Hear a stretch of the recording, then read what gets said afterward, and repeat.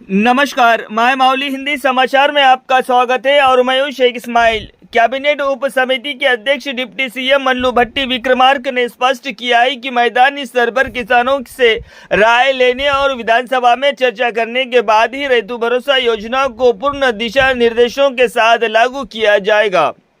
किसानों की आश्वासन प्रतिक्रियाओं को अंतिम रूप देने के तहत आदिलाबाद जिले के उटनूर के केबी कॉम्प्लेक्स के परिसर में पीएमआरसी भवन में जनमत एकत्रीकरण कार्यक्रम के रूप में हिस्सा लिया।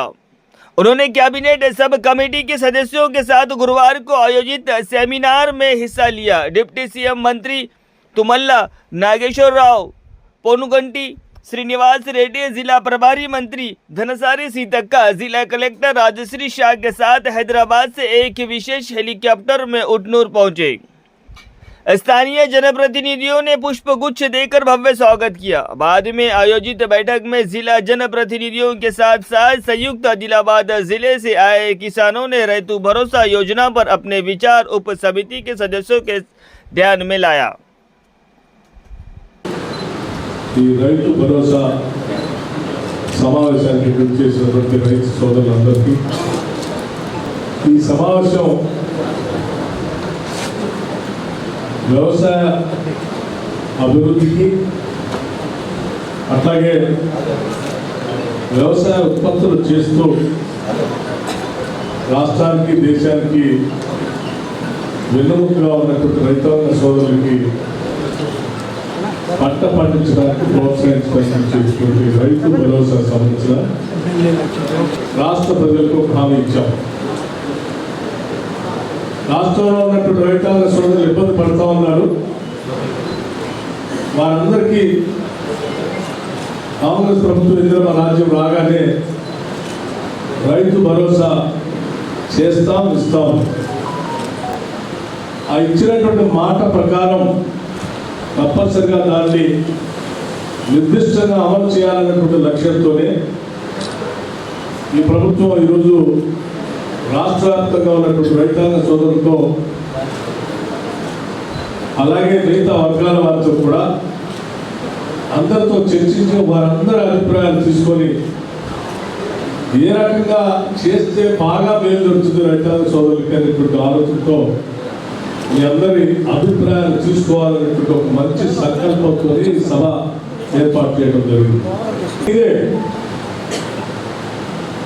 మేము పంచేటువంటి ప్రతి పైసా మీరు కష్టపడి చెమటోడ్చి పండించిన పంటల ద్వారానో లేకపోతే చేసినటువంటి కూలి ద్వారానో మీరు ప్రత్యక్షంగానో పరోక్షంగానో కట్టిన పన్నుల ద్వారా వచ్చే ఆదాయంతోనే మేము ఈ రైతు భరోసా సంబంధించి రైతులకి ప్రోత్సహించడానికి అందులో వచ్చి వచ్చిన ఆదాయంతోనే పంచే కార్యక్రమం చేస్తూ ఉన్నాం।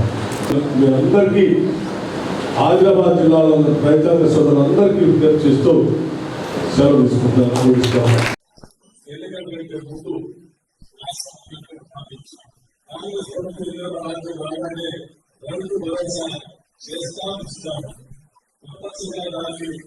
నిర్దిష్టంగా అమలు చేయాలనేటువంటి లక్ష్యంతోనే రాష్ట్ర వ్యాప్తంగా ఉన్నటువంటి రైతాంగ సోదరులతో అలాగే మిగతా వర్గాల వారితో కూడా అందరితో చర్చిస్తూ వారందరి అభిప్రాయాలు తీసుకొని ఏ రకంగా చేస్తే బాగా మేలు జరుగుతుంది రైతాంగ సోదరులకి అనేటువంటి ఆలోచనతో మీ అందరి అభిప్రాయాలు తీసుకోవాలనేటువంటి ఒక మంచి సంకల్పంతో ఈ సభ ఏర్పాటు చేయడం జరిగింది।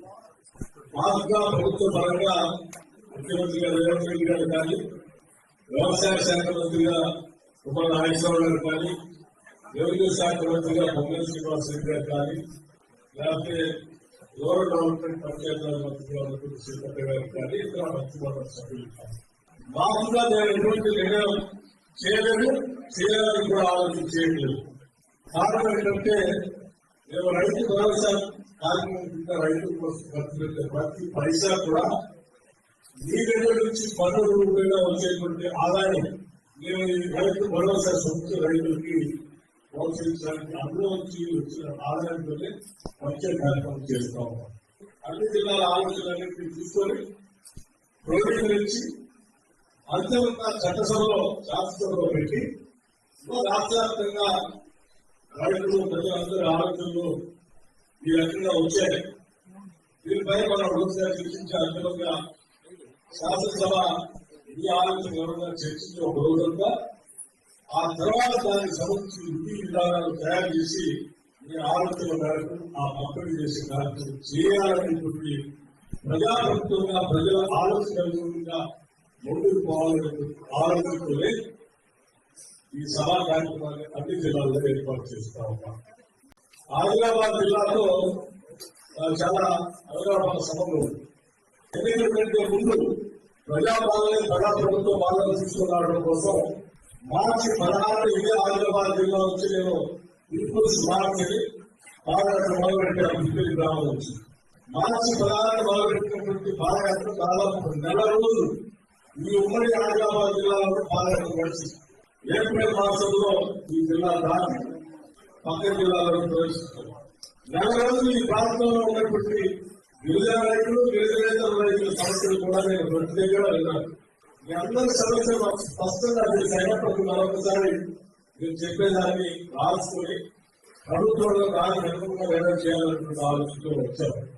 మన ఆలోచనతో పాటు వ్యవసాయానికి సంబంధించిన మంత్రి గారు, భూమికి సంబంధించిన మంత్రి గారు, గ్రామీణ ప్రాంతాలకు సంబంధించిన మంత్రి గారు ముగ్గురు కూడా అతి ముఖ్యమైనటువంటి వాళ్ళు వ్యవసాయానికి రైతులకి ఈ పథకాలు సమర్పించారు. వారి ఆలోచనలు కూడా మీకు చెప్తారు.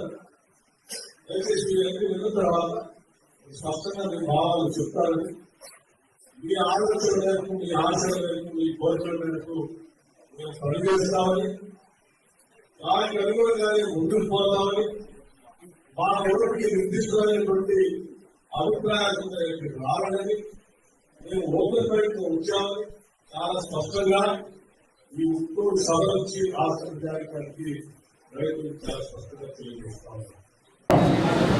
ఈరోజు రైతు భరోసా కొరకు మంత్రివర్గంలో వచ్చిండు.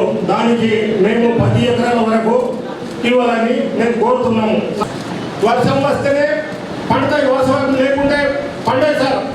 వర్షం వచ్చి బాగా వస్తే కూడా, వర్షం వస్తే కూడా మంచిగా పండాయి సార్.